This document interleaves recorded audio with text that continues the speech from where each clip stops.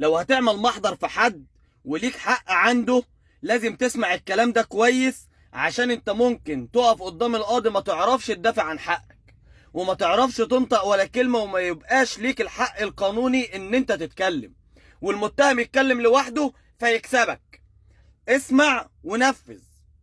لو اشتكيت واحد وعملت له محضر ونزل جنح، انا عايزك في اول جلسة في الجنحة تحضر قدام القاضي وتطلب ادعاء مدني عشان تبقى مدعي مدني، عشان في جلسة المعارضة يبقى ليك حق المرافعة، وفي جلسة الاستئناف يبقى ليك حق الحضور.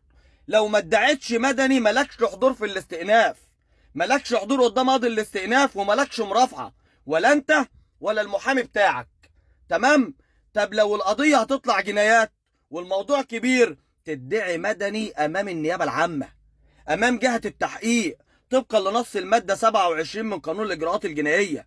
اسمع اللي بقوله لك، انت ممكن تقف قدام القاضي وما تعرفش تدافع عن حقك، مالكش تتكلم.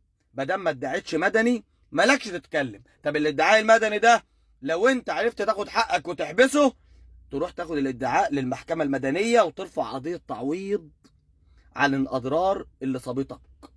وصلت يا ابطال؟ سلام عليكم.